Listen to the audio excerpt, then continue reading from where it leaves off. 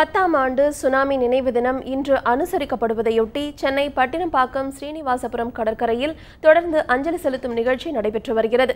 இது தொடர்பாக விரிவான தகவல்களை நமது செய்தியாளர் ராஜாவிடம் கேட்கலாம். ராஜா, சுனாமி நினைவு தினத்தையொட்டி பட்டினப்பாக்கம் கடற்கரையில நடந்துட்டு வர அஞ்சலி செலுத்துற நிகழ்ச்சி குறித்து சொல்லுங்க. சுனாமி பேரலை தாக்குதல் சம்பவம் நடைபெற்று 10 ஆண்டுகளாகியும் அதனுடைய சோக வடுக்கள் இன்னும் இங்குள்ள மீனவர்களிடையே மறையவில்லை. அதை நாம் காண முடிகிறது. அதாவது சென்னையில் உள்ள பட்டினப்பாக்கம் சீனிவாசபுரத்தில் இந்த பகுதியில் அந்த சுனாமி நடந்த 2014ஆம் ஆண்டு நடந்த அந்த சுனாமி பேரலை தாக்குதலில் 57 பேர் இந்த பகுதியை சேர்ந்தவர்கள் மரணமடைந்தனர். அவர்களுக்கு அஞ்சலி செலுத்தும் நிகழ்ச்சி காலை முதல் இங்கு நடைபெற்று வருகிறது.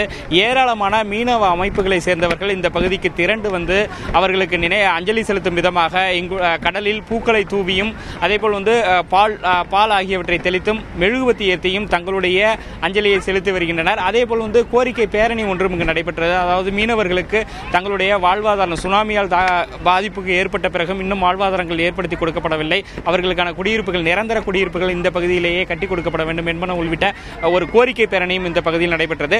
தற்போது இங்கு இந்த சுனாமி அஞ்சலி செலுத்தும் நிகழ்ச்சி நடைபெற்று வருகிறது. இதில் கடல் என்ற அமைப்பை சேர்ந்தவர்கள் தற்போது அஞ்சலி செலுத்தி வருகின்றனர். இது குறித்து நம்மிடம் பேசுவதற்கு அந்த அமைப்பை சேர்ந்துள்ள அவரிடம் பேசுவோம்.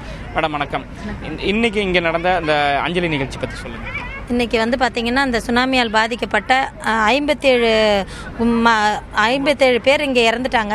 அவங்களுக்காக நாங்கள் கடலில் குடத்தை பால் எடுத்துகிட்டு போய் கடலில் கரைச்சி இன்றைக்கி உண்ணாவிரதம் மௌன அஞ்சலி மாதிரி நாங்கள் இங்கே மெழுகுவத்தி பொருத்தி அவங்களுக்கு இது பண்ணியிருக்கோம். அது மட்டும் இல்லாமல் சுனாமியால் பாதிக்கப்பட்ட அந்த குழந்தைங்களுக்கு நோட் புத்தகங்களும் மற்றும் இந்த வீல் சேர், சுனாமியால் பாதிக்கிட்ட அதிர்ச்சியில் தான் இவங்கெல்லாம் ஒரு சிலருங்கெல்லாம் அந்த நிலைமையில் ஆகிட்டாங்க.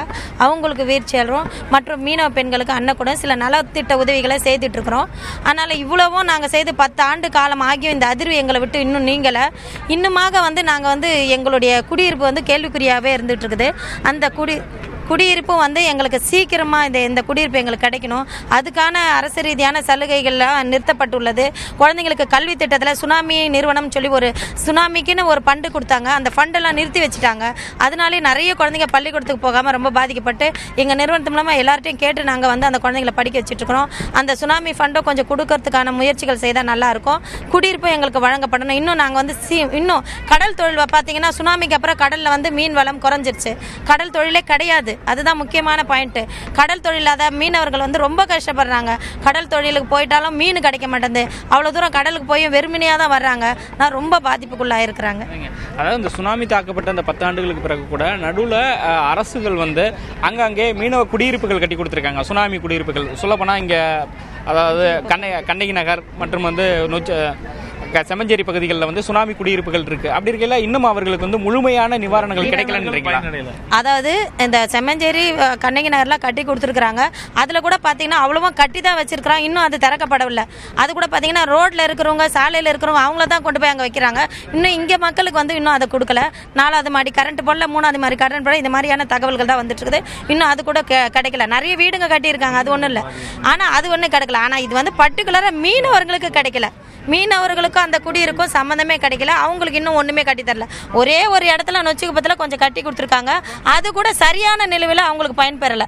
அவங்களும் இடிக்கப்பட்ட நிலைமையில் தற்காலிகத்தில் தான் உட்காந்துருக்குறாங்க. மீனவர்கள்லாம் அப்படியே தான் இருக்கிறாங்க. இன்னும் மீனவர்களுக்கெல்லாம் யாருமே இன்னும் எங்களுக்கு குடியிருப்பே வழங்கப்படவில்லை.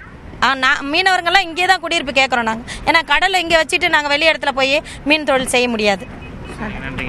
அதாவது 10 ஆண்டுகளாகியும் இவர்களுக்கான அந்த முழுமையான நிவாரணங்கள் இன்னும் வழங்கப்படவில்லை என்ற ஒரு கோரிக்கையை தற்போது வைக்கின்றனர். அதேபோல் இங்கு தொடர்ந்து அவர்களுக்கு அந்த இறந்து போன மீனவர்களுக்கு பொதுமக்களுக்கும் அஞ்சலி செலுத்தும் நிகழ்ச்சிகள் தொடர்ந்து நடைபெற்ற வண்ணம் இருக்கின்றன.